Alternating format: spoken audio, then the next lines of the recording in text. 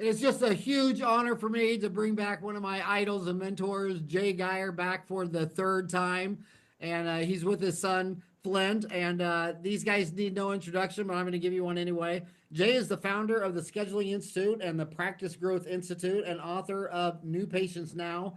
Since 1997, his companies have helped more than 35,000 doctors grow thriving independent practices through proven systems for attracting new patients, improving case acceptance, and increasing practice value. He also hosts the Private Practice Playbook podcast. Flint Geier serves as president of the Scheduling Institute, leading day to day operations and strategic growth initiatives. Together, Jay and Flint help private practices implement structured systems that drive measurable results in patient experience, production, and long term profitability. Flint is also host of the New Patients Now podcast. And I have to tell you, Flint, that my son Ryan, I mean, I have four sons, and my son Ryan has done more for my business than I have. I mean, he was the one who started this Dentistry Uncensored podcast. He was the one who started our AI podcast. 12. It was September of 2023. He's a computer programmer. He came in here and he said, Dad, we got to rewrite all of Dental Town. He says it was written 25 years ago in C++ and HTML. That's all dead and gone. It was great when it did. And he says it's going to take 3 years, and we had to hire a dozen programmers, and that 3 years is coming up. We think it'll be done sometime around St. Patrick's Day. So Jay, put on your seatbelt. You have no idea what Flint's going to school you on over the next 10, 20 years. You're going to be sitting there one day, and he's going to have to give you the old man talk like, sorry, old man, this ain't the way it's done anymore. So shout out to Ryan and Flint. I hope you're Jay's Ryan. But hey, I just want to, before we start this show, I just want to say one thing, then I'll let you talk. And that is, I had a dentist up the street, and we went to Creighton together, and he was telling me that, I got to do you. And you know who it is, Tom Mattern. Yeah, And yeah, yeah. I was like, I just didn't get around to it. And he telling me for years. I mean, years. It was like 5 years. And finally, I said, okay. And we went down to Atlanta, and I did your gig. And oh my God, that was mind blowing crazy. And then I wrote a story on you recently on Dental Town. And there's so many guys that, I mean, you have next leveled so many guys. From I would say Jay takes players in high school football and takes them to the NFL. He skips college. I mean, this is a serious program. So if you're listening to this guy and you're not going for it, Jay's not your guy.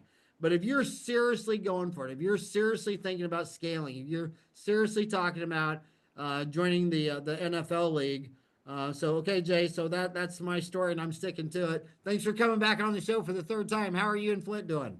Well, I think pretty well. Thank you for the kind introduction. It's always great to be with you. I know you were out in our facility giving a talk, I guess last year. So I was disappointed that I wasn't there, but we are doing well.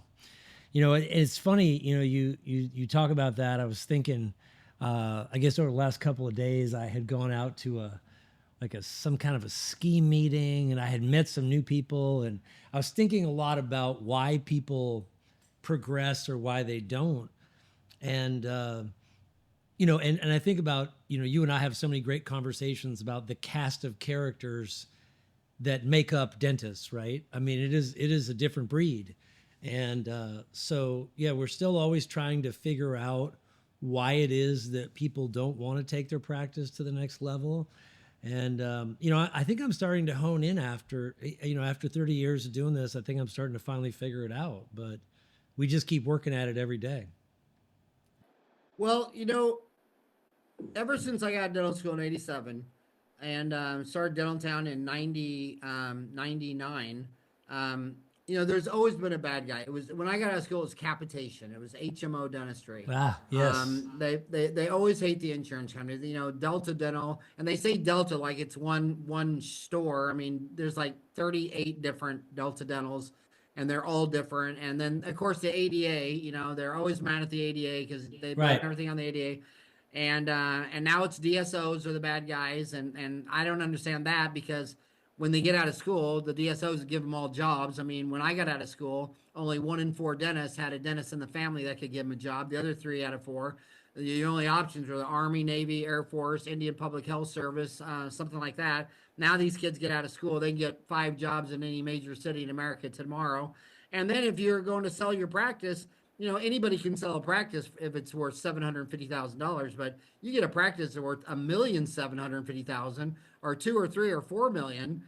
The DSOs are the only one that's going to give you liquidity. I mean, it's going to be Rick Workman that writes the check or not. How many kids coming out of school are going to buy a $5 million practice? So, but anyway, there's always a bad guy. But you know who they never blame?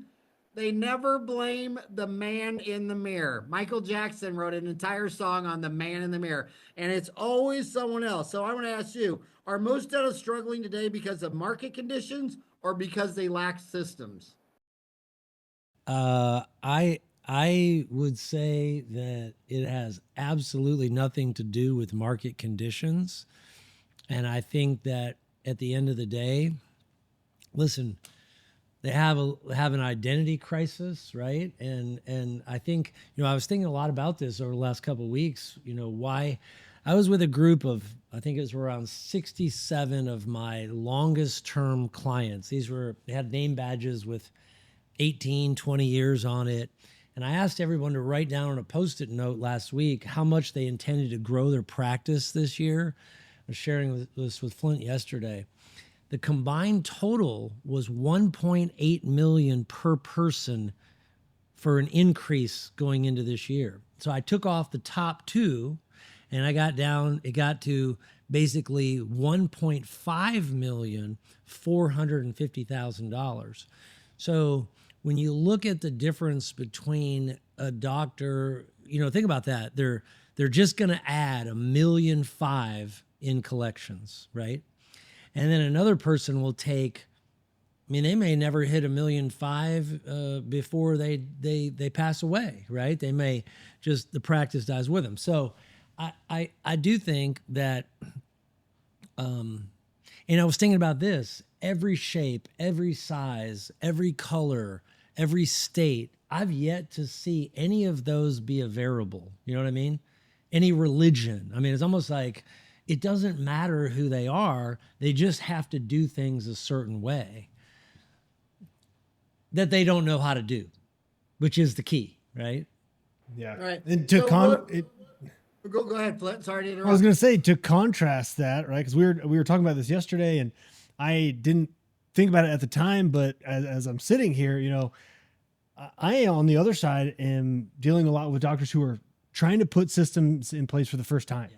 Right. So it's, hey, you know what? I realize maybe the mirror is wrong and I need to work on something different in the practice. And, the difference between that room of I'm trying to pry out of them a goal that is going to force some change. Right. So hearing, everybody in the room is increasing by $1.8 million. And we're working on somebody who's trying to go from 550 to 700 and just trying to skip some of those steps. Like that mental shift is so big.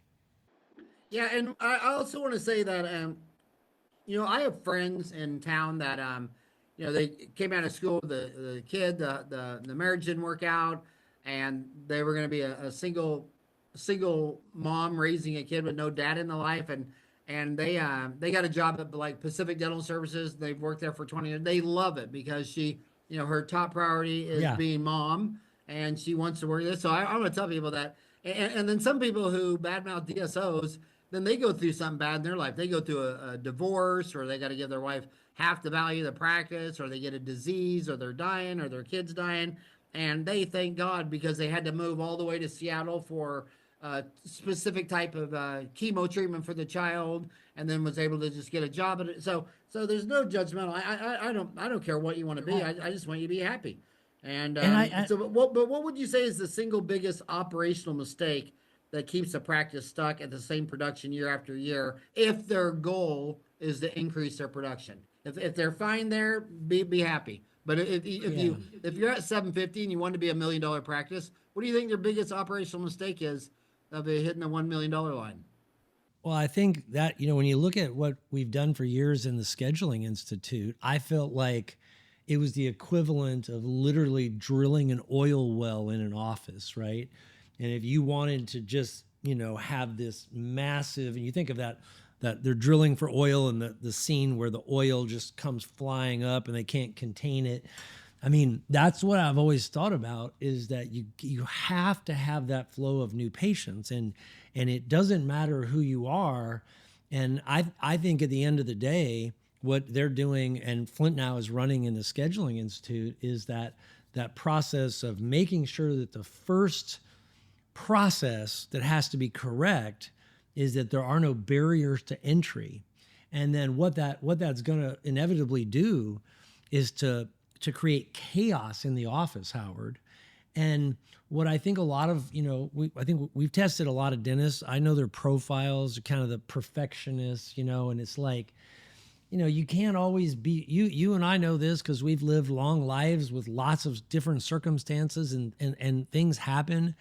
And it's learning to then, I've sort of spent 30 years watching, if you double the new patients, what happens in the back? If you triple the new patients, what happens? And so that's, Flint's process is first to start with that, breaking down the barrier up front, getting the new patients in, and then making sure that they have an experience that is delightful and nice. And then I get to clean up the mess, right? All the processes in the back. But I think you got to start at the front. You got to start at the front door. Well, yeah, and that's where you originally blew my mind. Is you sent a consultant in, and she started recording all of her phone calls. And I always thought that, we sell the invisible, and people have to trust you. I mean, physicians, only 10% do surgery on a patient. Lawyers, only 1% of lawyers will try a case in front of a jury. Right. But dentists, 99 times out of 100, we're going to lean you back, we're going to touch you, we're going to do surgery in your mouth. There's a big trust factor there. And when I practice here in Phoenix, Today's Dental, DSOs didn't bother me because they had too much turnover. I mean, patients would come in and say, well, I went in there and Dr. J said I had 4 fillings, and there were 3 on one side and 1 on the other. So I did those 3. And then I went back, and now Dr. J doesn't even work there. And Dr. Flint said that I have 2 cavities over here, and that one of the fillings that was done over here ain't right, and he's got to redo that because it's not any good. And then they went back for the I mean, the staff turnover is just insane, and they know that. And I think Heartland is number 1 in locations, 1,800, and they have the lowest staff turnover. I mean, I mean, every day he's just trying to keep doctors in there through programs to get their FAGD, or maybe they want to learn how to place implants or get Invisalign or something. But you got to reduce staff turnover. And I had, when I retired from my practice at 60, basically because I couldn't see anymore. Treat other people like you want to be treated. I'm sitting there doing root canals. My lens went from 2.5 to 3.5. I got to 10 with a lamp, and I just said, man, would you want a 60-year-old guy with readers doing your root canal? And it's like, I realized at that time that if I needed brain surgery, it wasn't going to be a 60-year-old doctor with readers. It was going to be someone more in the prime, like 40 to 50 or something like that. And but the girls but anyway, when I left, the new hygienist, the one we just hired, had been there 8 years. I mean, I had my first assistant from start to finish, Jan. I mean, the whole career. And I had these front office girls that had been there forever and a day. And you started recording their phone calls. I couldn't believe what the hell they were saying on the phone. I mean, I was like, look at her like, are you kidding me? Why would you say that? And then they would tell me what they thought. And I realized, but like they were calling all day long asking if we were doing Invisalign. And they all saying no because I was doing this other brand. Yeah. And it's like, well, the patient doesn't care. I mean, it's a soda, it's a Coca-Cola. They don't know, but I mean, I can't even imagine how many Invisalign cases were shot right at the opening door. But I want to hold your feet to the fire, because right now I'm going to ask you this question, and I'll ask Flint, since he's at the Scheduling Institute. Everybody talks about AI, and we see it when placing implants. We see AI robot Yomi has placed 40,000 dental implants. We see AI in CAD CAM and designing crowns and bridges and all that. Is there currently an AI software that can answer the phone and do a better job than a human that you're recommending to say, hey, you want to fix the scheduling problem from the Scheduling Institute? Here's the AI module. Or is that a real thing, or is that not even close? So I think you said it, right? It's that trust of the person, you know. So AI can be a good supplement. It can be good for calls that you would have otherwise missed because you were closed or everybody else was on the phones, and it's better than nobody picking it up. But at the end of the day, people are still going to make decisions with people, right? And I think right now a lot of those things become more frustrating than not, and the people who try and swing all the way to like, we'll just band-aid it with an AI solution, which, as you know, there are probably 100 different versions that have come out in the last 18 months. But you're getting, because we do so many audit calls, we're auditing and then we're getting the AI to answer. And it's not passing the test is the problem. So think about this. We've done this now for many, many years. We call up, we have a process, like a rating and a scoring system. And I actually had a person the other day say to me, oh, I get so excited when I get to play for a doctor his AI service answering the phone. Look, I think they're fantasizing about it, don't you? And they're jumping in, and I mean, they're going, and this is like anything, as a new software program or whatever it is. You always have these people that think that this is the solution, but it's going to get better, and we're certainly toying around with how to see if we can make a 5 stars, certified process. But we're still, right, to your point, you're not recommending that every single day. And even the AI companies will say, hey, this should be the supplement, right? Yeah. Every time I have a conversation with somebody who provides that, they're like, we don't want to be answering all the calls, which honestly, I would probably say too, because I don't want to be on the hook for every single call if I'm them, right? But it's not just the phones, right? Throughout that experience, there's a ton of things that can support, I think, in the experience and the presentation of the treatment. But at the end of the day, I got to trust you as the doctor of whether or not I want you to get in my mouth and do what it is that you say you want to do. I think it's annoying whenever I call a doctor's office and it goes to some voice saying, the first thing it tells me is that if I'm having an emergency, to hang up and call 911. It reminds me every time I get on an airplane and they show you how to put on your seatbelt. It's like, is there anybody on this plane that doesn't know how to put on a seatbelt? Is there anybody calling a doctor's office that doesn't know that they can call 911? I mean, some of it is just, but the way I also look at it is, when this, I've been in this AI journey full time, starting September of 2023. I mean, all day, every day. And I see where AI can really crunch down purely analytical stuff like math and physics and accounting and even programming. I mean, I remember when I hired my first programmer to do this AI in 2 years ago, Sam Altman was saying that someday ChatGPT will write code, and they were laughing. And then about a year into it, they're like, wow, it's kind of okay. I mean, it's like, whatever. But now with Claude 4.6, I mean, they're just like, holy son of a gun. Right. But the opposite of that is a human interaction. And I thought the that's the clear other end of this. But humans are so complex and they're so emotional. And when they're in pain and their tooth hurts and insurance, and it's like, my God, to turn that over to a robot, I don't know. It seems to me like that's the last thing that would go AI in a dental office. Am I wrong, or do you think so? Or? Yeah, and I think too, a lot of the noise around that, right, is like the team members being afraid of AI taking the job, right? But to be honest, I think it allows them to do the thing that actually sets up. Like if you're doing a good job and you're relational with the patient and you get them to trust you, and it's that person in the office that's been there for 10 years that everybody loves, that doesn't get replicated.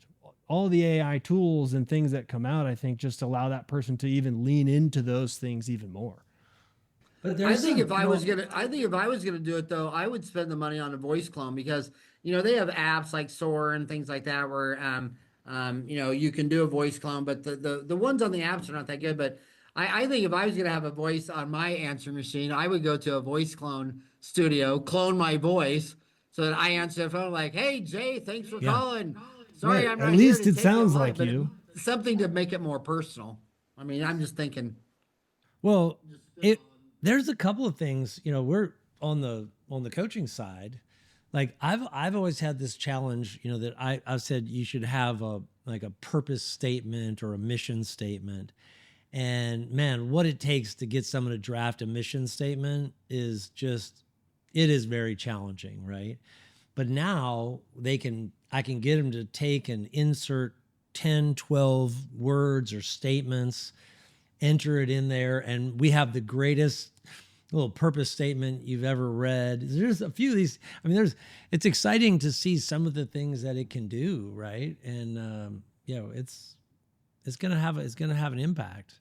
But I think I think you said it right. It's humans, and it's the intuition, and it's picking up on the things that. And maybe it was like when remember it's going to all be virtual, right? Everyone said no one's ever going to go to another meeting, everything's going to go online. And look, that you can do everything online that you can do in person. You're just not going to get the same result, right? I mean, don't you agree that the physical process of showing up and experiencing something is Yes, I agree. I had a lot more fun with you in the podcast when we were in the same studio. Yeah. Oh yeah. No, it's so true, right? I mean, Flint, I wish you were in the same room right now, but that would be fun. But hey, another thing that they talk about on Dental Town, some of the darkest, deepest threats on Dental Town. One's just called suicide, and every dentist knows one, and burnout, and all this kind of stuff like that. And a lot of dentists, they say, the problem with a dental consultant like Jay is that if I double my practice, I'm going to double my stress. I'm already burned out doing 750. If I do Jay's program and go to 1,500,000, I'm going to have twice as much stress, twice as much overhead, twice as much chaos. I'm barely hanging on at 750. Yeah. And I just don't want to go to double stress land. What It's would you say to that, County? Well, the fact that they think that's true is just so sad. I mean, at the end of the day, right? And I don't know how you get a person to realize that the hot mess they have, when you double the practice, you do not double the hot mess. The hot mess goes away. You start to get systems in place. You start to have a bigger team. You start to get another doctor who can see the patient so you can have a day off. I mean, it is bigger is not the same of the mess you have when you're smaller. I mean, and I don't know if it's I was thinking there's some I was sitting at a bar with a guy and he was at this meeting. We were skiing and he starts talking and he explains. I mean, I have to be honest, I really enjoyed his transparency, but he goes, "Are you here for the meeting?" I was like, "Yeah," and he was in for lunch and he went on to describe like 3 or 4, probably 5 huge mistakes, right? And it was like, and he was joking about it. And I think he was sort of accepting that he makes bad decisions. And I found it just so ironic. I was like, you're a capable person, but yeah, here you are just talking about one bad decision you had made after another and seemingly not having the desire to change that pattern. And so I would say 2 things, Howard. One is they're wrong.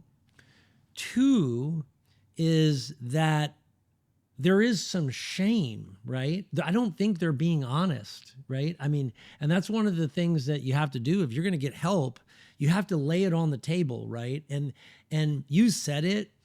I don't care what they have done in the past. I don't care what mistakes they have made. And the fact that anyone would actually think that someone trying to help you would judge your mistakes is just sort of a sad state of, I don't know if you call it, I think it's mostly men, right? A sad state of manhood in a lot of ways, right? And life is messy and running a practice is messy, right? I mean, did you ever make any mistakes? Oh my made God. a lot of them. And I always tell myself that it's not a mistake if it's a lesson. And, you make Yes. big mistakes. And And the bigger, the bigger. And, you just learn. And it's fun to be 63 and starting Dental Town, the whole business from scratch. I mean, we basically Yeah, started over from the that's ground awesome. up 2.5 years ago. But, How are you feeling about that? let me, what's that? How are you feeling about that? Oh, it's been so fun. They Good. always say when you retire. So I retired and I went and spent like 2 months with mom in Kansas and 2 months with four grandkids in Texas and 2 months with other two grandkids and 2 months, and then you're retired. It's like, okay, now what? And then people say, oh, you should travel. It's like, dude, I lived in an airplane for 3 decades. I've lectured in 50 Yeah. countries. There's nothing that I want to sit in an airplane for 15 hours to go see. And then Ryan out of nowhere, ChatGPT came out and he's got a couple degrees in programming and he sat down and he turned me on to it started with just ChatGPT. And Yeah. I was like, wow. Then I realized that Dental Town had, 250,000 dentists have posted, 10 million posts and it could answer any dental question you've ever asked. I mean, it could take you to the page, the study, so it's just been an exciting, fun journey, and So can I something's ask you? changing. Can I ask you a question? I have a list of what my top doctors are calling in asking for help with. I'd be curious to compare it to what yours is, right? So let me give you two or three of on my side. Yours would probably be different, right? But it was interesting that I had number one is how to hold the team accountable, which is it, right. So this was it. Like, and these people are most of them are being coached, so that they're challenged with how do I hold the team accountable, creating capacity because they're busy, and so I thought that was just kind of interesting. So learning the art, and you said, what's the challenge at a $750,000 practice? Usually the doctor's not actually holding the team accountable. The team's basically doing whatever they want. Sometimes I think dentists were their true mission statement should just be, I was born to create jobs for other people where they get medical benefits and 401k and they don't have to work Friday, Saturday, and Sunday, and they get a raise every time the earth goes around the sun. It'll be completely based on astrology. And no matter how high the overhead gets, I mean, my job, Yeah. my job, my purpose was simply to create jobs. And I would tell my team, I said, look, I could sell this for $1 and I could put it in a tax-free government bond and make a nickel out of $1. If I can't make a nickel out of this Yeah. dollar dental office without getting out of bed and coming into work, let's just sell this thing and buy T-bills today. And so I And got them to understand that I am a dentist and I have value of doing dentistry, which in Arizona would be about 25% of what I produced and collected, adjusted production. That I have that value as a dentist, but I also have capital employed in a dental office, and I want a return on investment from that business. And if you take my stocks, my three favorite stocks are TSMC, Taiwan Semiconductor Company. I mean, that no one's within 10 years. Google, I mean, they're doing the whole AI. They're making their own chips all the way to the software. And the same with Amazon. I mean, they got the full development from their own chips all the way to the top. And I look at what that stock's doing. It's like, well, if the value of my dental office can't beat TCMS, Amazon, and Google, well, then shouldn't I just sell my damn dental office and put all my money into those three companies? So once you start thinking like that, you start thinking like you're a businessman. And I think a lot of dentists are their identity is a clinician, and there's nothing wrong with that. I got my no, FAGD, MAG, diplomat. And yeah, I it's love the great. clinical part, but you gotta be bipolar schizophrenic because you're a clinician dentist, and that's just really cool. And everybody needs a good dentist, and it just turns me on that you wanted to join the AGD and get your fellowship or your mastership. It just tells me you're going for it. But then, dude, there's another part of you that's a businessman. And if you got your MBA or start thinking about it like cost of capital and things like that, I mean, how do you get a dentist to see two visions at the same time? You're a clinician and you're a businessman.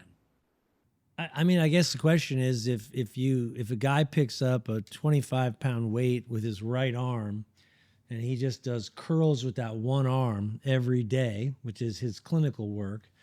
And he never bothers to pick up the other arm and learn how to run the business. I mean, I think you got to just think about it like, okay, how much time are you spending over here on the clinical side, which is obviously critical to being a good dentist. I mean, there's no question. But at some point, you got to pick up that other weight and kind of balance it out. You'd have a very odd body. And I think that's really what we have is you have they got the brick and mortar. They're working on the clinical. Once they get just really down, down that path, right? I mean, they don't pick up that other weight. They're not doing that other thing, which is to just spend a little bit of time. And Howard, when you put it in perspective, like if you want to punch the clock, like I always say that a team member needs at least 5 days of professional training every year. That should be the minimum, okay? And if you look at what it takes to become good, it is probably somewhere in the neighborhood of that many days for a doctor. So if you are willing to put 5-6 days a year in to learning, you can really learn to run your practice pretty good. They're I think so many of them are at a zero, or they're thinking that the state association meeting is going to teach them how to run a practice.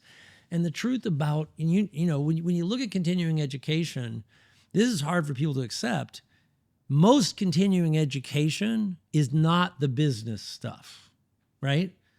So they're only thinking CE, and they're not thinking about the specialized knowledge of, hey, how do I create a $5 million practice, get 2 associates, and I go down to work in 2 days a week, take 6, 7, 8, 10 weeks a year off, and avoid what you described, which is the burnout. I think they're burning out earlier, which is unfortunate. Well, I want to tell you my secret to hiring the best employees. And that Yeah. is when I need a new employee, I run an ad and I get a stack of applications. And then I take the top half of that applications and I throw them away because I refuse to work with unlucky people. And then you just figure, see what's left, huh? Okay, I'm dad joke of the year. I like it. The other thing they do at 750 is they just go cheap. They think that they'll go hear a lecture at the state meeting and that their staff's going to come back and implement it. And I tell them, I say, I know how to cook a pizza, but Yeah. I ordered Domino's because I think they know how to make it better, faster, cheaper, better, and then deliver whatever. And someone has to, someone has to be in charge of implementing it. Like when I joined Sure. with you had a lady coming into my office at least once a month, and she was making sure that what you talked about at the state meeting is actually getting implemented. And I don't care what your ideas are. I mean, it's like words are words. I want to see actions, and actions mean everything to me, and words mean nothing. It reminds me of Teddy Roosevelt's poem about the critic. It's called "In the Arena," and he says, he only cares what people in the arena are saying. He says you got all these critics on the beach, on the shores, and they're all bad mouthing the bridge that you built. And it's like, you've never built a bridge. You can complain, you can make fun of, you're all talk. Who cares about the talkers? He only wanted to talk to the men in the arena. And when you're doing consulting, if there's no man from your company that's going to show up in my dental office arena, how's it going to get implemented? Well, How is it okay, going to go from ideas to action? So can we talk about some of the just tremendous, and a lot of times they're ladies, women that are the backbone to this? You think about the number of, we've, over the years, we have helped to groom or to train and to create some incredibly competent, committed, professional women who are really keeping those doctors on track, Howard. I mean, I think about, you're in touch with hundreds of them every month, and they are just, I've had people that have been to something like, had one the other day, she's been, we keep track, right? Pediatric dentist, $15 million practice, and over the 11, or I think he's 14 years with me, he has sent 50 different people to advanced courses that we put on. That's 50 days of his team members, and it might have been some 2-day events, but that truly developing a quality team. You cannot expect the team to go home and go to the library or to get on podcasts and learn. They can't get this education if you're seeing patients all the time. So I think that's the other one, that what makes everyone's life easier. And you talked about it. You have people in your organization who are the backbone of that organization, and they can help us compensate for our weaknesses. And most of us have a lot of those. Yeah. I mean, how many times, right? I talk about this a lot. Doctor goes out to the course, gone for 2 days, comes back on Monday, right? Like if a team member is listening to this, come back on Monday, says, we're doing all these things. Everything's going to be changed. It's all going to be different. And then they all just kind of look at each other across the desk and from around the corner, and they're like, it's okay. They look at the new person. They'll be over it in 2 days. Don't worry about it. Right. So I think that connectivity of the doctor plus getting some engagement with the people in the office on the ground, I think has always been the most effective. There's some cool people. Like I look at some of my clients that are really successful, and hands down, it is in the quality of the team, and it is investing in them and trusting in them, and and allowing them to execute a process that they don't come in and do a bypass on it or change it every day. Because I think, when you're trying to make policy between patients or process between patients, I mean, it's virtually impossible to do. Jay, I want you to address this. In my mind, which is probably about the size of a 5-year-old, I see the average dental office. I see 2 dental offices. I see one doing 750, and I do one doing 1.5 million, and I see two offices doing the same thing. And that'll be basically, if 3 people call your office, one person's going to come in because they have a high dental IQ and they know they should go see the dentist. One person's not going to come in, period, because they're smoking cigarettes and they're drinking beer, and they have their own challenges. But 1 out of 3 have to be converted. And then, so you got one office, 3 people call, you only get 1 butt in the seat. You got the second office, 3 people call, but the receptionist, if I ask that receptionist, what is your job description? And if she just looks at me and she says, my job is to get butts in the seat. I mean, I'm going to close this cell. I'm going to, whatever he's saying, I'm going to keep saying, well, hey, we're at the corner of 48th Street and Elliott. You know where the Pizza Hut is? We're right next to the Pizza Hut. We're right next to, well, where are you at now? I mean, why don't you just come? Will you accept my insurance? Well, do you have your insurance card with you? Just come on out. I mean, anything they say, and your girls taught them all that stuff. And they come in. Okay, so now one office has 2 butts in the chair and one office has 1 butt in the chair. But then there's a whole different problem. Let's say both offices get 3 butts in the chair. This guy presents treatment. One person does it because they're going to do it because you're the dentist. The other person is not going to do it because they don't do anything smart. And the other person, you didn't close the case. And this person over here, what you did with us is we got 3 in the chair. Yeah, one's going to do it because I'm a dentist and I said, you should do this. They trust me. One's not going to do it because they need to go out in the parking lot and vape. And the next person, we close the cell. They don't think about closing a cell. They think they're going to solve all their problems with marketing. And they don't realize that if you market, you still got to have someone closing the cell. You got to get that 2 out of 3 in instead of 1 out of 3. And then when you get them in the chair, you're not closing the treatment plan acceptance. So do you agree that you have to close the cell at the call and close the cell at the treatment plan presentation? Yeah, I mean, I would say, because this is the work that we do on the SI side, right? It's not just those 2 places. It's every single interaction from the first time that they reach out to the office to the first moment they walk in the door to the first time that I get handed off from the admin team to the clinical team to how I get introduced to the doctor to how the doctor shows up and presents themselves, right? So I think there's there's a lot of systematic things that have to happen where the team's all in alignment. And, if you put that system in place and you commit to having that as a true standard, which requires some kind of holding to it, right?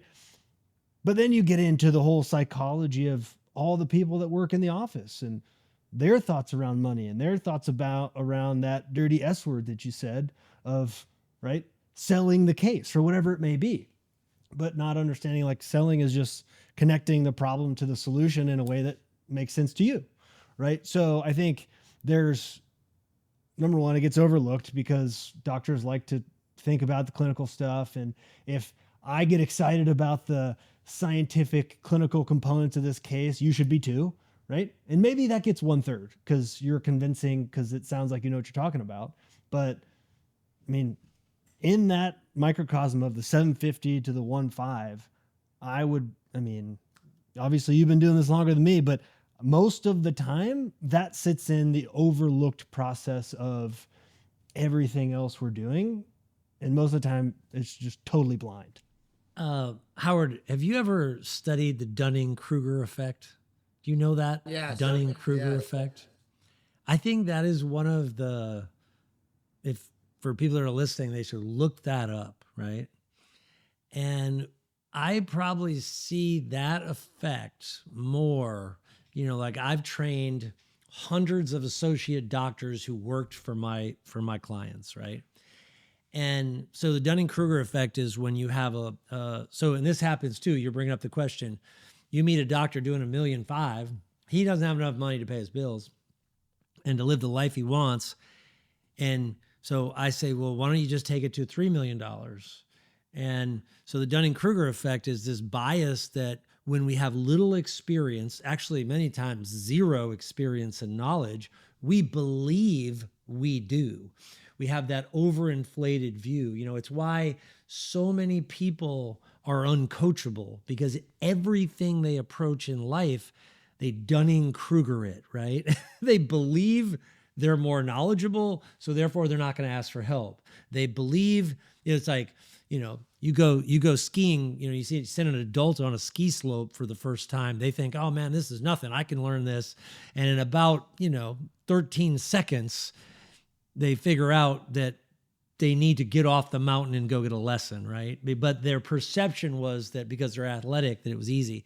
So I think a lot of this stuff that we encounter and I think is this Dunning-Kruger, right? And basically it's every single thing you've never done, you judge incorrectly, which is rough. There's also a red flag I always see. It's like, when I see Michael Jordan fly from the free throw line and dunk it, it's like, oh yeah. I mean, I can remember me thinking I can do that. And then you realize in grammar school, no, you can't even touch the net. In sports, you see Tiger Woods, and then you go tee off and you realize you're not. So in sports and stocks, where you put your money, things that you can see that you're not Warren Buffett and you can see that you're not Tiger Woods. But they go to subjects like politics and business and philosophy where they can never see any of their words and they believe they know everything. But when someone really does a deep dive on it, the deeper they dive, the more complex they realize it is. And then one day they realize it's just so goddamn complex. They don't ever think they're smart enough to know what's going on. And I've seen this with endodontists. I mean, I've seen I remember Joe Dovkin. I went to Creighton with him. He was an endodontist here in Paradise Valley. He was the smartest guy I think I ever met. He got A's in math and physics. He was the guy at Creighton where everybody had a TI-55. He had his hooked up to a program and a computer and a printer, and he was printing out calculus. And it seemed like the older he got, he's like, the root canal just became a bigger and bigger mystery because he knew so much. He knew what he didn't know. And when you know nothing, you think you know everything. That's the Dunning-Kruger. That's it. But I've had people say, "Hey, would you enjoy your work?" I was like, "Oh, it's a lot of fun. It's great. Every day I get to deal with people who think they know what they're doing. I joke about it, but you do have to learn to accept. But I think the good news, Howard, is that there is a group of people out there, and I think a lot of times they were college athletes, they were athletes in high school, They've actually been coached. And I find those end up being my best clients. They're people that have had an experience of somebody making them better, and giving and receiving feedback is the other one that, when somebody is Dunning-Krugering you, it's kind of like giving free advice. I'm not a big fan of doing it because one of the first things I learned, don't I'll follow. never forget, is his name was Jerome Smith in Lafayette, Louisiana. He just had what I thought was like the most perfect practice I'd ever seen. And he says, look, there's consultants out there. He says, I've never given a consultant $1 to come in my office where I didn't get my dollar back that year. Sure. Because don't reinvent the wheel, and so that was like 20 years ago. And I was bringing in, you remember the late Sally McKenzie and, other ones, and Jennifer Sure. Day St. George. And I just think that people who want to reinvent the wheel are crazy. But I want to ask you another question.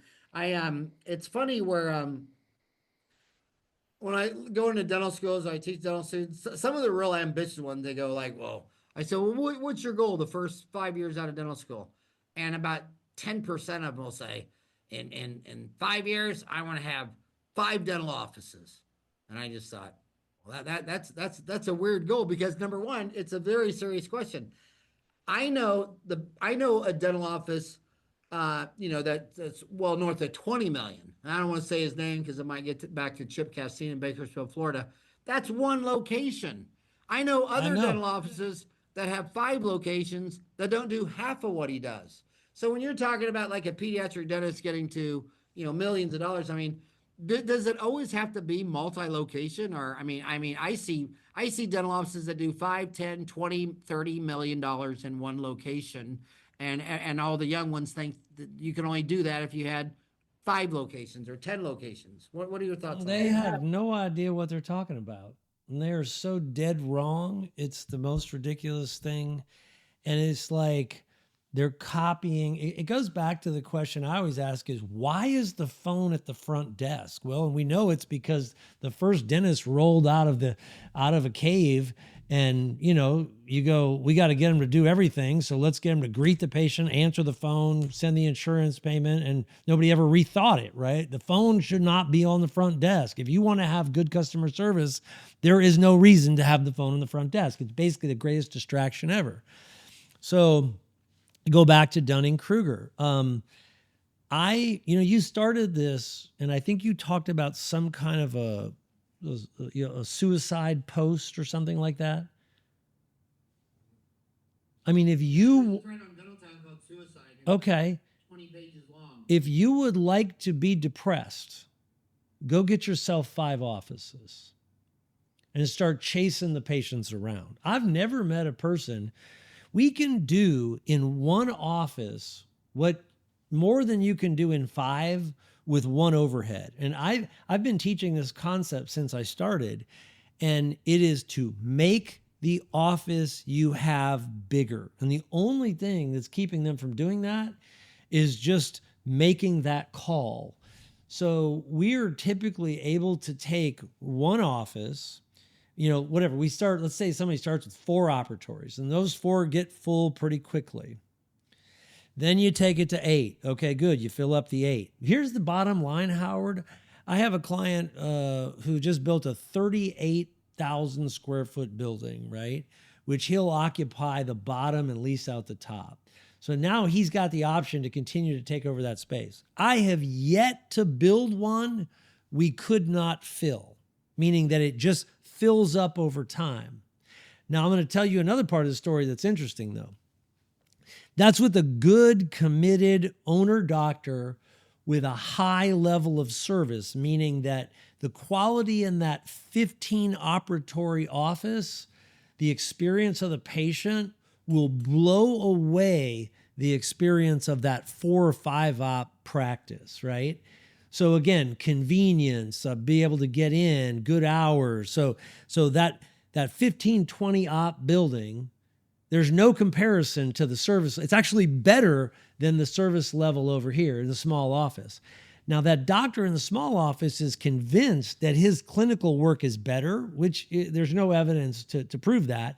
Because if you look at the market, like where are they in the parking lot? They're in the bigger office parking lot. They're not in the small one. So I can tell you, if anyone is thinking about adding another office, the only people that need to add offices are the DSOs. Because if you go to a DSO meeting, that's all they talk about. They're like, and they're not talking about the patients, they're talking about the number of units you have. So people are looking at that world thinking, oh, I should do the same thing. It'll just about drive you over the edge, meaning you should stop thinking about another office. You should make the one that's doing well bigger, and that will win every time in the marketplace. You just might have to buy the lot next door. Greg Stanley always referred to the third office as the gravestone. And the hyper dentist, he says, I can run two, he runs two, but by the time he gets to third, that's what kills him. By the way, do you know where they put the cemetery in every city in America? No, I'm curious though. It's always in the dead center. Man, you're on a roll today. I mean, you need to just put out have you created a joke book yet? No, but I maybe love, Ryan can pull all your old jokes off of all of your recordings. It'd be a good one.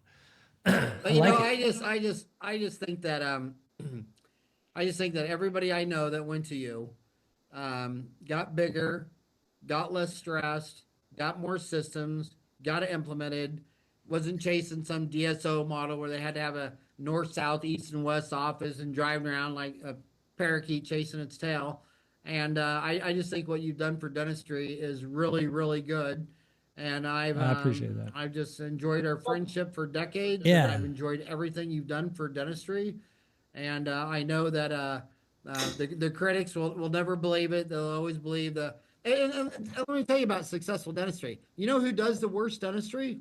A solo practicing office where the dentist is going down the drain. He's drinking, he's depressed, he's going through a divorce, his kid's got cancer, and nobody is sitting there realizing this dentistry has gone to shit. But in a group practice, it's your colleagues that can say, hey, this time out, you're going to rehab, or you're not doing endo, we're doing the endo, or you can do anteriors, but you can't do, I think group practice increases the competitive nature. And I would tell, I hired my first associate straight out of school, and I was so young and dumb. I hired some guy just as young as me, Bob Savage, because I just thought he was a young, cool, fun guy. I wasn't smart enough to know that, well, maybe you should get someone with 10 years experience that knows root canal. So, but it was so fun because he was so funny, and he had the biggest, and we had so much fun learning dentistry together. Yeah. But if I knew what I knew now, it's like I would have got someone, 10, 20 years older. But I think group practice is higher quality dentistry. And if you're solo practice and you're depressed and you're not happy, especially if you're starting to drink booze and beer and Vicodin and all the vices, I mean, you need help quick. So Howard, you're talking about having Ryan in the business, and Flint has, after he graduated, has been with me now for 10 years and is running that division and doing a great job with that. And the other thing that I have really, really enjoyed is that, I've gotten now to see, the other day I had a client whose daughter is in his practice, and she came to my teen event. You know what I mean? I mean, so we do an event for teenagers of our clients. And so she comes to the teen event, then she shows up at my associate doctor event. And I'll tell you, one of the things that kind of a niche that has sort of developed for us that I'm having a lot of fun with and is really an opportunity is this, all of a sudden the dentist never thinks that their kid's going to become a dentist. And the minute that kid gets into dental school, it is like there's a rebirth occurs, and they start thinking about legacy. And that has just been a lot of fun, and so rewarding to be able to help them navigate that space. And it's pretty cool to see. And I think having the chance to really be productive and work with your kids or what. I'll never forget, I had a client, Lance Panarello, and he would always just say, Jay, that the greatest time I had was working with my dad. And, it wasn't always smooth, right? But every client I have, the Salas, that any of them that have had a chance to work with their father, man, I love those stories, I'm sure Ryan has a few about you. Yin yang. It can't be up if it can't be down. It can't be right if it can't be left. And for all those stories that you and I have heard over the years, Yeah. there's another 100 stories on Dental Town, and it's always the story. It's a girl, it's a woman dentist, and her mom is a dentist, her dad's a dentist, and it's usually never an issue with the mom. It's the one where they go back and they work for the dad, and little princess just doesn't know how to stand up to her dad, communicate to her dad, and she's on Dental Town crying her eyes out because she loves her old man and she wants to stay in the practice, but he's just driving her completely batshit crazy. And so next time you write an article for Dental Town, you ought to write an article for how little Miss Muppet can stand up to Daddy and say, Dad, look, listen to Well, her. and I have some pretty wickedly awesome women, that are my clients. And I'll tell you what, it's impressive, man. If you get their confidence right, I mean, they'll have that practice cooking. They're popping out babies. I mean, I just find it, I find it pretty inspirational, actually. Yeah, it's and a lot of women that go into DSOs, they say, well, I'm family first, and I want to get married, and I want to have 3 kids, and and I love clinical dentistry, but I want a job somewhere because I'm family first. And I sat there and I mean, if I have to go to work Monday through Friday for the man, and my daughter turns out sick or tells me at the last minute, my boys would never tell me they were in the school play until the morning at breakfast, or well, today I'm in this, and I could call Jan, I could call one person and say, sorry, I'm not going to be until noon. And then when there was an emergency, I could call the office, not be. I think it'd be a hell of a lot easier to be a parent as an owner operator controlling your complete business destiny than being somebody's employee. Do you agree or disagree? Oh, listen, I call it avoiding the implosion. And I think, that when they blow up that building and they want it just to fall in the hole kind of thing. And it's never like the practice, Howard. It's always they've got a neglected relationship. They've lose their purpose. They get divorced, right? Health issues. It's so interesting that the reality is that you have to treat the whole person, right? And you have to basically have a balanced, stable life, and you have to have rest. And I mean, it can sound so cliche-ish, but it's true. You cannot just grind it out for 20 years and expect to be successful. More time in the office is not the solution. Well, even though we have 10,500,000 downloads on iTunes, AI tells me that the best podcasts, you got to keep them under 1 hour. And so we're coming up on 1 hour. And I guess that 60 minutes is the I don't have the time to commit to this, but anyway, I can't believe that was the fastest hour ever. Love you guys. Love what you're doing for dentistry. Thanks for all that you've done for Dental Town over the years. You've always been one of our top supporters for decades. I mean, Jay, you're always there. And thanks for all you've done for me personally at my dental office, to me at Dental Town, and to all my friends that have gone there. And keep doing what you're doing. And hopefully, did you still come down to Phoenix? I know you got a building downtown in Phoenix. Yep. I'll be there in 2 weeks. All right. Well, let's have lunch or something. And Howard, obviously, we admire what you do, and you certainly are, the man in terms of your impact has been tremendous. So keep up. I'm glad that you have a second wind, and that you're gonna keep doing some new and exciting things. So we appreciate you. Thanks for having us on. Awesome. Thanks, Howard. Thanks for coming on. Great meeting you, Flint. Can't wait to see you in person. Talk to you guys later. Absolutely. Take care. Bye.